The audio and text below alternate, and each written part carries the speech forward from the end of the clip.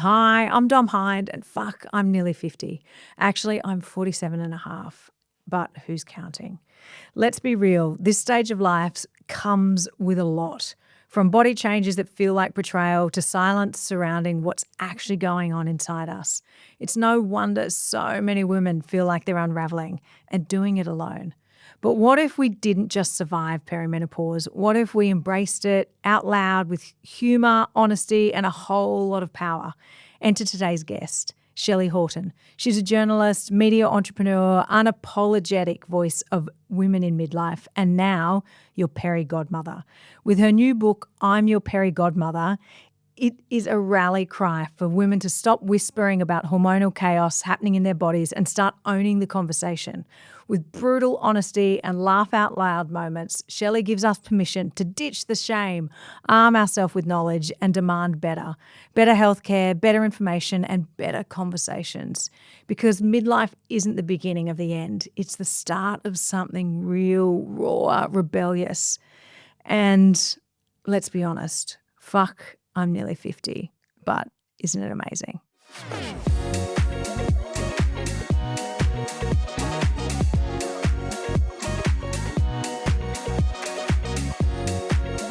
Shelly Horton has built a career on saying the things other people are afraid to say. From morning television to running her own media training company, Shell Shocked Media. She's always made her voice loud and unapologetically hers. But it's her new role that might just be her most important one yet, Peri Godmother. In her new book, I'm Your Peri Godmother, which has just hit the shelves, Shelly rips the cloak of invisibility off perimenopause and midlife. She shares the gut-punching realities from wild mood swings to brain fog and making you realise why you sometimes forget why you walked into a room, with humour, heart and helpful solutions. This episode is for anyone who's ever felt dismissed by a doctor, doubted their own sanity, or just needed someone to say, you're not alone and you're not crazy. We talk about the symptoms no one warned you about, the power of self-advocacy, the myths of the hot mess, and why midlife women are the most underestimated powerhouse demographic out there. Woo! Because this isn't just a hormonal shift, it's a cultural one. Let's get into it. Shelly, welcome to Fuck I'm Nearly 50. That was the best intro ever, Dom. I'm so excited to chat to you. Amazing. How would you introduce yourself if you weren't trying to be polite? Hello, I'm your Peri Godmother. My name's Shelly, and if you're over 40, you fucking need me. Do you know what? I've been reading your book and it's been really interesting because you think you know most of it, but there's so much in there that you just have absolutely gone, oh, okay, I didn't really know any of that stuff. But forewarned, forearmed. You know, this is about educating ourselves so we can be the best we can be. I think it's so true. And so much of what you said, or you say in the book is without the knowledge, you're just going blind. And what we were like when we were younger. Okay, what's the most absurd, hilarious, or completely maddening thing that's happened to you because of perimenopause, and how did you handle it? All right, so this is a hot flush moment, but I do my regular spots on Channel 9 where I debate the news of the day with journalists, and you know, I've been doing it. I've been on Channel 9 for nearly a decade, so you know, I don't get stressed or nervous about it. I'm normally on with Ben Fordham or John Mangos or someone like that. And then one day they said, oh, by the way, today you're going to be debating Liz Hayes. And I'm like, and I love Liz Hayes, like 60 Minutes Idol. And it brought on the biggest hot flush, so much that my makeup was actually dripping off my face. And Liz is so freaking cool. So she doesn't walk, she glides. And so as she was gliding through the studio and I'm like fanning myself, just like trying to cool down, I just had to own it. And I'm just like, oh, Liz, I'm so sorry. I'm having a hot flush. And she was so amazing. She just leant in and put her very cold hand on my hot wrist and just went, oh, sweetheart, I've been there, done that. Trust me, it gets better." And I was like, "Thank you." And I appreciated her compassion. And then she went, "Have you had the rage yet?" And I was like, "What? No, what?" And she's like, "Oh, I had the Menno rage." She said, "Let me tell you, one time I was at a petrol station. I just filled up and I sat back in my car and I was organizing my receipt and plugging my phone in. And this guy in a sports car pulled up." She said, "I got out of my car. I walked over there and I ripped him a new one. And then I walked back to my car, sat in there and went, well, that just happened." And I was just like, "Oh my God, I've never wanted CCTV video more in my life than That to is see Liz Hayes ripping some, banker a new asshole." So that is in those moments of like absolute craziness, to have someone give you that kind of share that information is like this true sisterhood yeah. moment. And it does make it feel a little bit more normal, which is a good thing. Yes, absolutely. You've described perimenopause as feeling like your body turns against you. Can you take us into that experience emotionally? What part of yourself did you Mm. feel like you were losing? So, as you will know from the book, and I have been quite open about it, I am like 1 in 3 women in Mm. perimenopause, in that I got perimenopausal depression. Mm. Now, I had never had mental health issues before in my life.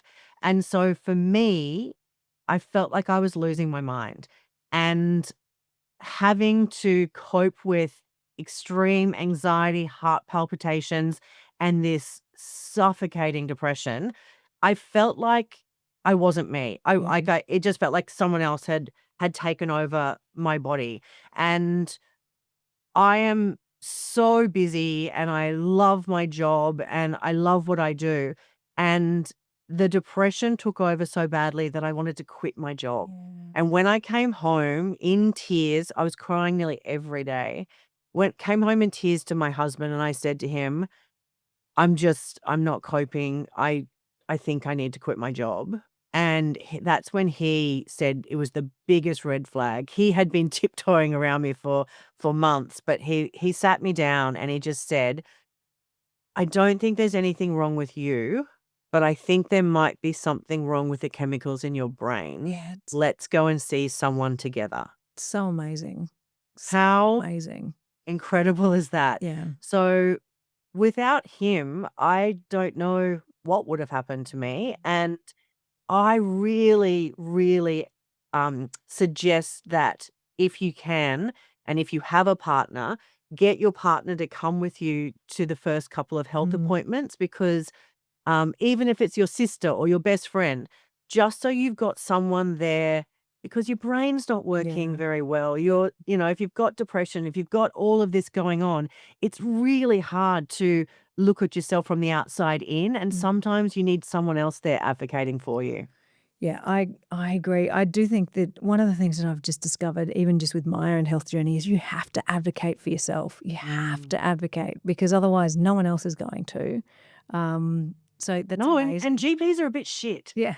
So and that's actually not slagging GPs. That's not even really their fault. So No. if you're looking at GPs in Australia, if your doctor is Gen X or older, they will have gone through medical school with zero training Mm. on menopause and perimenopause. Yeah. Zero. Mm. Which is offensive when you consider it is half the population, and 100% of women, if they live long enough, will go through it. Yeah. Like, not every woman has a baby, No. but they learn all about Yeah, that. yeah. But every single woman will go through perimenopause and menopause, and it was not taught at all.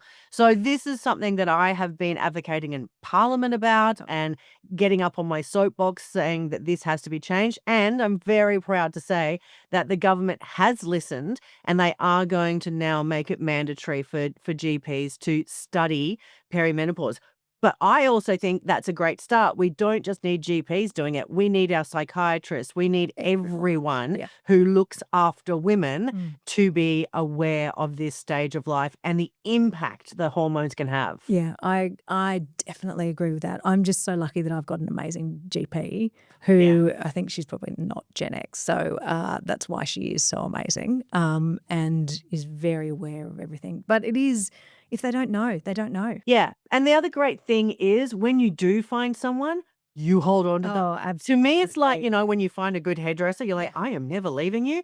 That's what I'm like with my GP now. I love her, but she also is very informed and very open to like information from my psychiatrist Mm. and my physio, and Yeah. all of them are working together. So you have a team Yeah. looking after you. I agree. But you're the one leading the team. Yeah. It's no longer that doctors are gods. No. It's you do your own research and information and make sure that you're on the same page. Yeah, and you do have to own it as long as you've got that Mm. great team around you.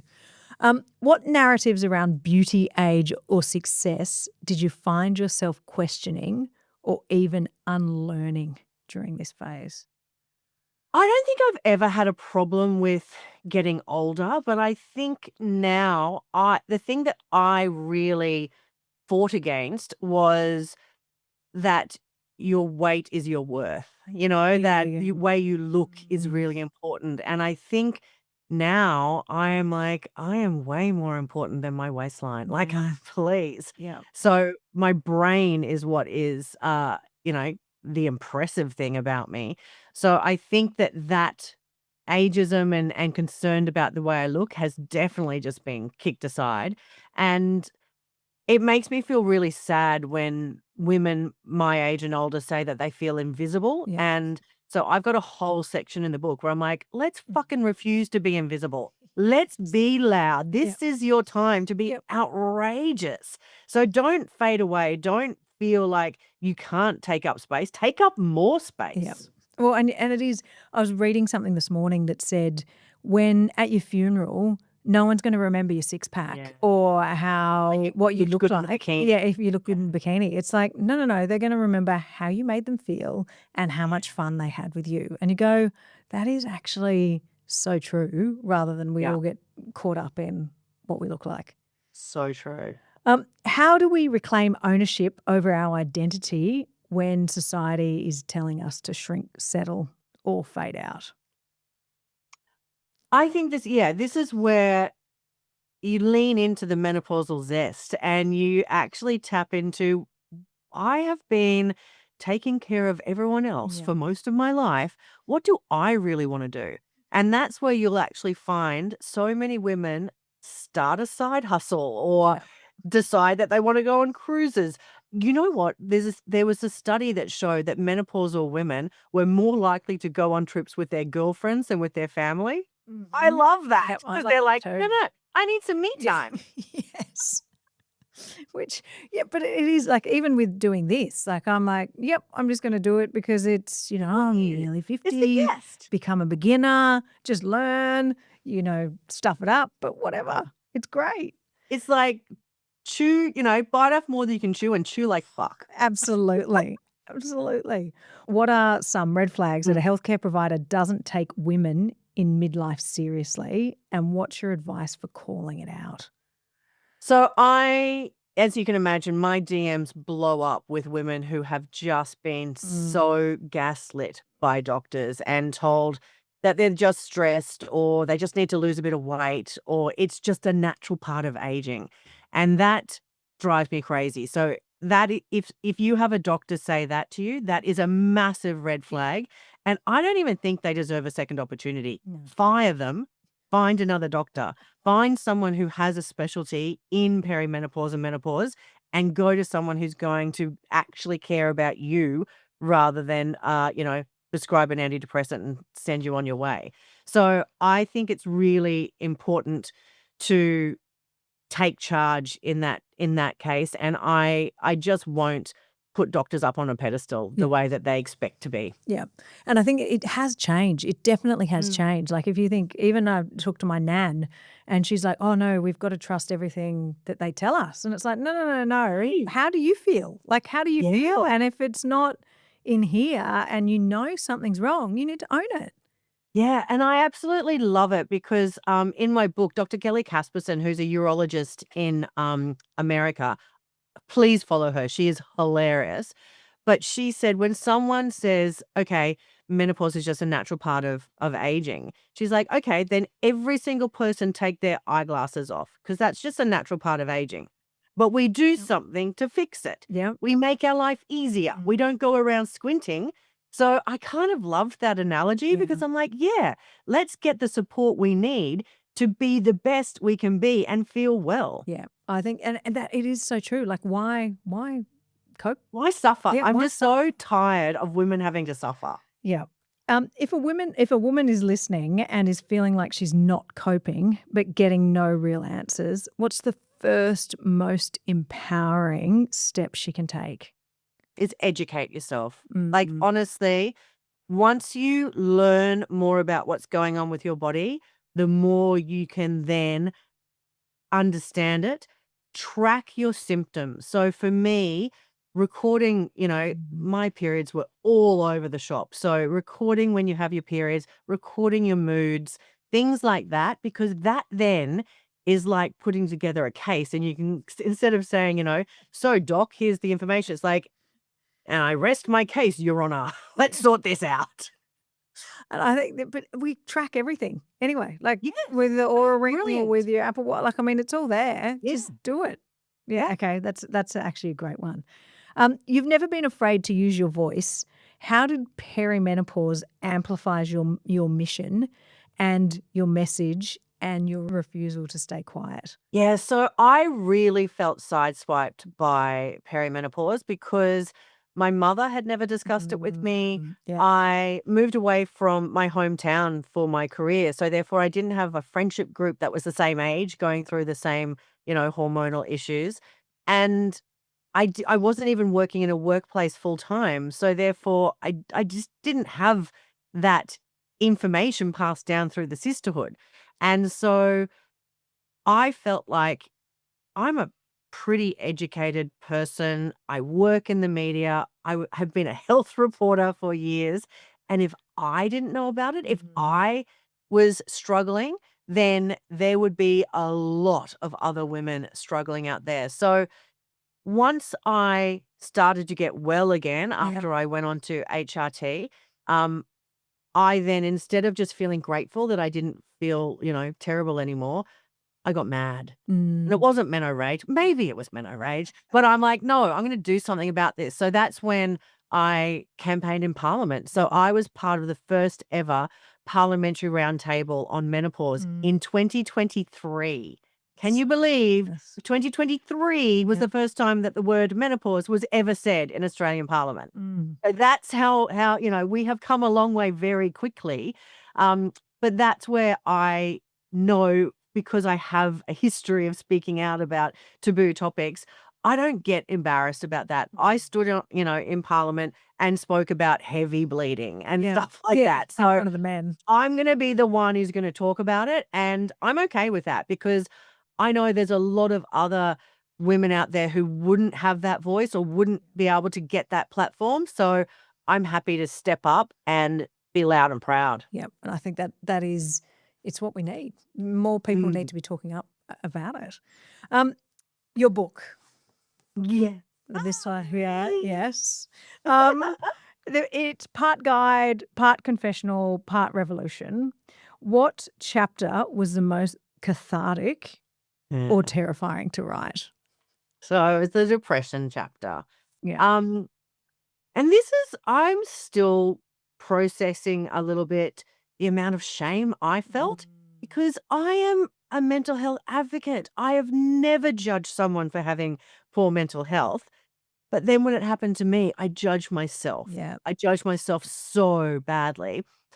And I pushed through without getting help for way too long. So I got to the point where my symptoms were horrific and I was at the point of self-harm. So I now, when I was writing that chapter, I just told you about keeping a symptom diary. The brain is such an incredible thing. But I honestly, in my head, went, oh, yeah, I got depressed, didn't see anyone for 9 months, got onto HRT and an antidepressant, and then I was fine. But then I looked at my symptom diary and went, oh, no, it took me to nearly 3 years to get over my depression.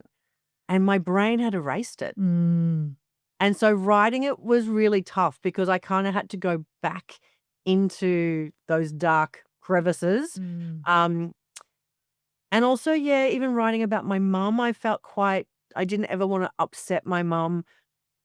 And the way I phrase it is I was mad at my mum, but now I'm mad for her because Yeah. she was treated so Yeah. badly.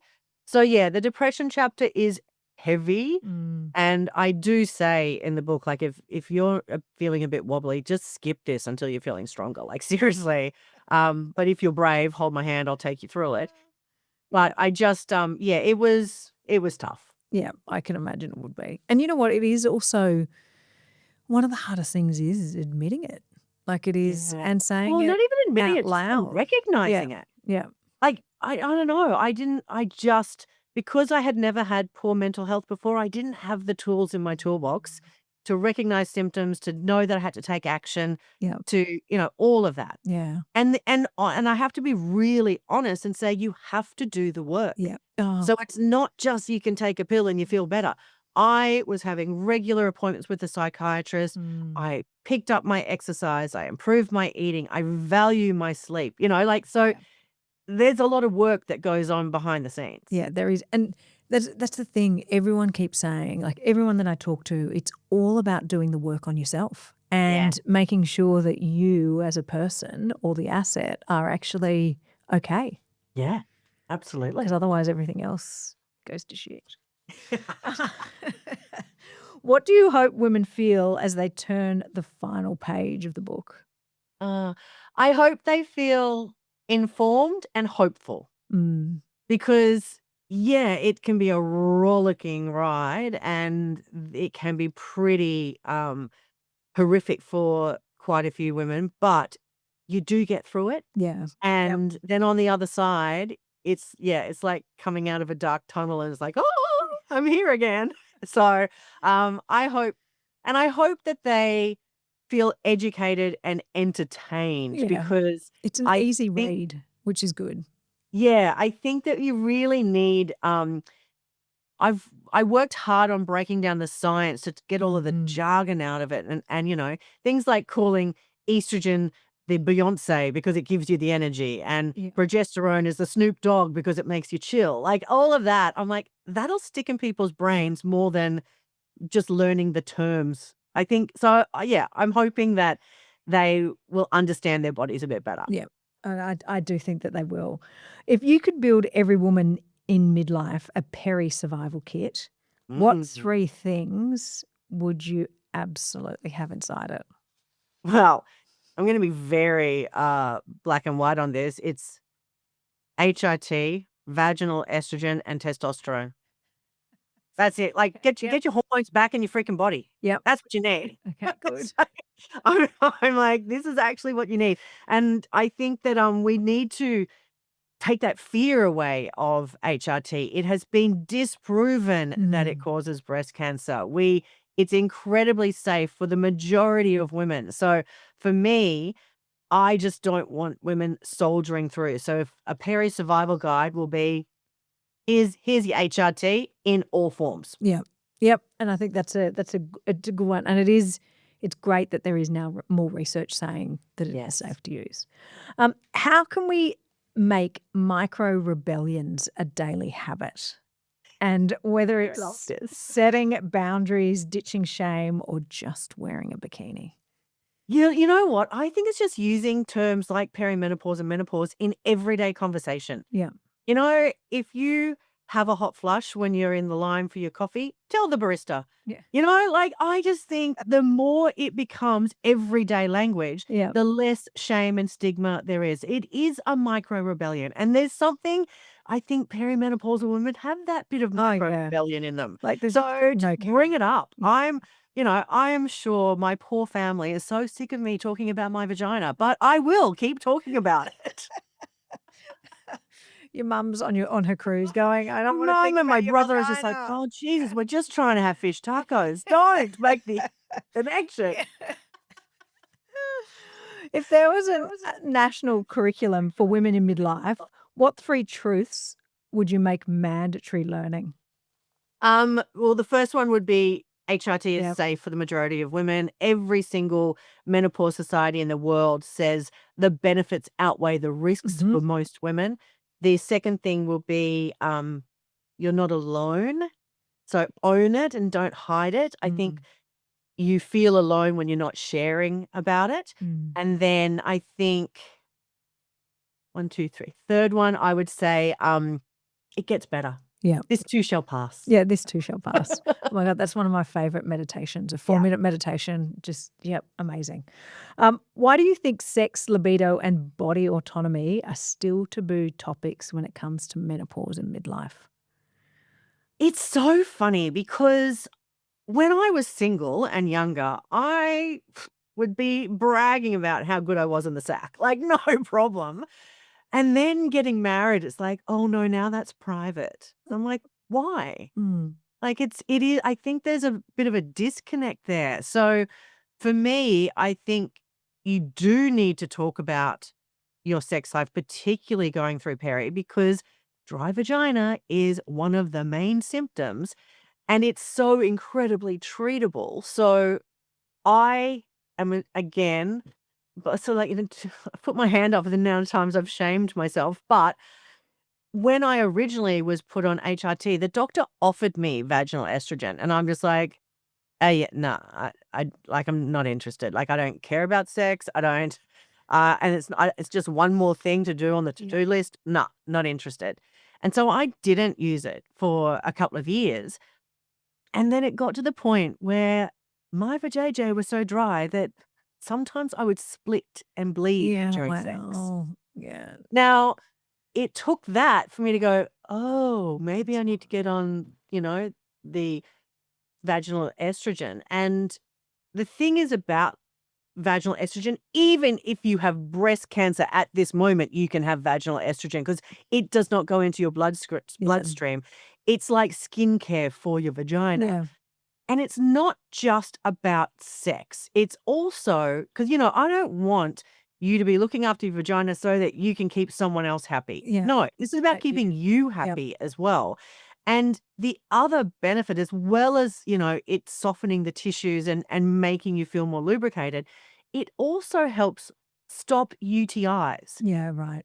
I had my first UTI when I was 19. Let me tell you, that was from a shitload of sex. I had my second UTI at 51. And that was not because of a lot of sex. That was because of a dry vagina. So I'm really passionate about talking about this because, again, it feels like, okay, we're allowed to talk about perimenopause, but don't talk about sex in perimenopause. Yeah. It's like, no, let's own it. And then the other thing, which often I get women saying, well, that's convinced me, is when you're on the vaginal estrogen, you're not getting up to pee during the night because it helps with your bladder. Wow. I didn't know that. Just if you love your sleep, get on the vaginal estrogen. Okay. That is a good thing to know. What advice to women who feel disconnected from their bodies or ashamed of the changes can you tell them that they are totally normal? It's like everyone's different and it's normal for whatever you're feeling is normal. I think the good thing is if you can break through the shame and actually talk about how you're feeling, and it might be that you're feeling a little bit awkward because you've put some weight around the middle and you feel funny in bed with your partner. Talk to your partner about it. Yeah. So, make sure you are comfortable and once you get, the discussion rolling with your partner, it just stops it from being this big elephant in the room. Yeah. Like the last thing you want is to be avoiding sex because you're not feeling good about your body. You've got a dry vagina, all of these things. Like there are so many barriers. If you actually go, hey, hun, this is what's going on. Yeah. Let's tackle it together.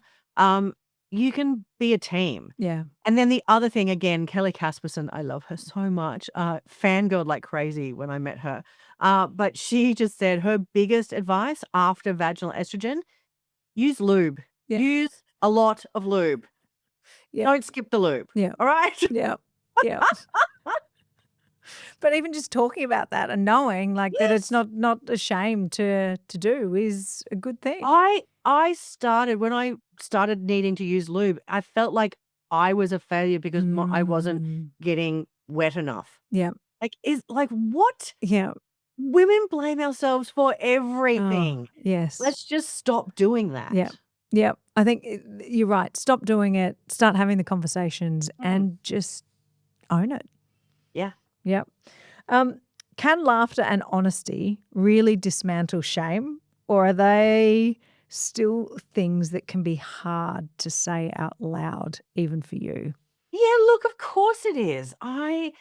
It took me a while to actually discuss sex with Darren, and I think it for me, it normally comes from a bit of a crisis point. So Mm. we had sex one time and I split and bled afterwards and I cried. Mm. And because it hurt.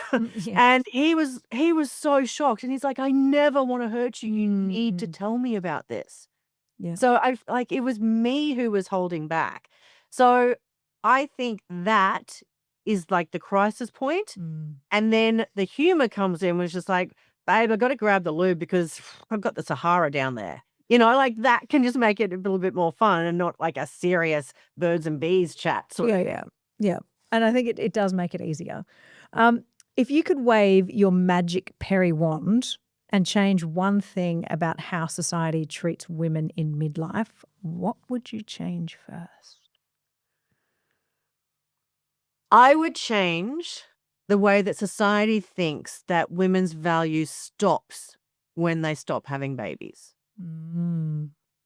I'm sorry, but when we stop reproducing, we still have half a life ahead of us. Yeah. So for me, I think we need to really change that stigma in society. And I think that once we get through this hormonal roller coaster, there is like a badge of honor, Yeah. a badge of honor,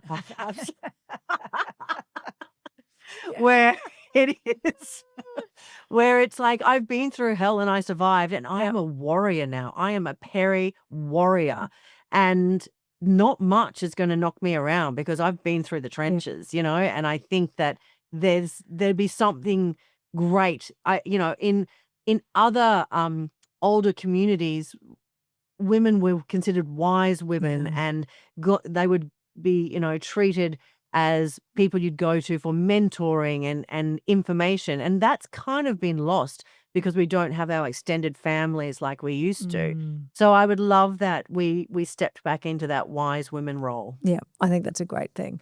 Okay, I've got a rapid fire round for you. First thing that comes to your mind, no overthinking, HRT or herbal? HRT, your body does not have an ashwagandha deficiency. It's that simple. Yeah, good answer. Most overrated menopause trend? Anything you can buy on Facebook and can't get from a doctor. Good. Go-to comfort binge? So right now I've just finished Untamed. Have you seen that series? Yes. With Eric Banner in it? Yeah. Love a TV binge. Also, don't mind a Negroni binge either. Are you allowed to have that? No. Not Alcohol? supposed to. Yeah, Not good. supposed to. Not Like, supposed to. not great for perimenopausal women, but hey, Whatever. do as I say, not as I do. Okay? Exactly. If menopause was a celebrity, who would it be? Oh yeah. Russell Crowe. Oh, And here's why. wow. Badass gladiator, beautiful mind, craziness, Mhm. and then sometimes just throwing a hotel phone at a receptionist. Yeah, okay, good. Yeah, okay. Russell can be the pin-up girl boy Everything with for Russell. menopause. What is the one truth about perimenopausal midlife that more women need to hear and believe? You're not alone, and there are solutions out there. It's up to you to educate yourself and find out what's right for you Mm. and make evidence-based, educated decisions, not shame-based decisions of, I don't want to speak to a doctor about this, so I'll just get some potion on, on Facebook that gets delivered to my house and no one will know about it. Mm. Let's the best thing to get rid of shame is sunlight. So let's shine a light into this area of a woman's life and make sure that she is treated as the superstar that she is. Yep. I like that. Okay, Shelley, this conversation has been bold, hilarious, and honest. And even just reading your book, it is a bit of a wake-up call for me. Before we wrap up, if I could try one thing before I hit 50, something that shifts how I see myself, reclaim my power, or sets me up to own the next decade, or 2 decades, or 3 decades. Or 3 decades, yeah. What would it be? So here's the thing, Dom. I listened to your podcast and you're doing so much already. I'm actually super proud of you. So I know you're doing the weight training. I know you're doing mindfulness. I know you're doing so much. I think maybe the only thing I would say is protect your sleep. Sleep is the super elixir. Yep. So for me, that is what I make sure I am very vigilant about. I have a bedtime now, like a toddler. What time is your bedtime? 9:30. Mm-hmm. 9:30 is my bedtime. I get up at 6:30. Yep. Having that routine, I know my brain likes that. Yeah, right. Making your room nice and dark and cold so that it's easy to get to sleep. I have a very busy brain. I'm sure you're very surprised to hear that. But I can't just lie down and go to sleep because my brain just, thinks about the conversation where I said something awkward 3 years ago and I will just spiral for the rest of the night. Yeah. So what I do is I pop an audiobook into my ear. I have one ear pod in and I set it on a timer for 20 minutes and then I go off to sleep. And for me, having that routine just works. And then when I get up at 6:30, I go for a walk in the sunshine and everything about the day is better. Yeah. And particularly when you're on the Gold Coast and you can Yeah, go on the baby. beach. It's so nice up here. Yeah, it's not down here today. Anyway. I've heard it's raining. Yes, thank you. Sucks to be you. Yes, Yeah. it does. I even looked at where. Paradise. Yeah, okay. Whatever. I grew up in Noosa. Does that help? Oh, okay. That's fair. All right. Shelley, thank you. Thank you. Thank you. Thank you for writing the book. Thank you for being the voice so many of us didn't know that we really needed, but really do. You've reminded us that power doesn't come from pretending we're fine. It comes from speaking up, shaking things up, and laughing through the hot flushes. To everyone listening, get your hands on I'm Your Peri Godmother. Order the book, or if it's back on Amazon because it's sold out. Sold out on Amazon one day. Yeah. It's also on Audible and it's in bookstores. Okay, good. All right. Share this episode with 3 women in your life and tag us when you do. We're building the midlife revolution, one honest conversation at a time. Share this with every woman you know who's quietly wondering if she's the only one going through this, because she's not. And fuck, we're nearly 50, but isn't it amazing?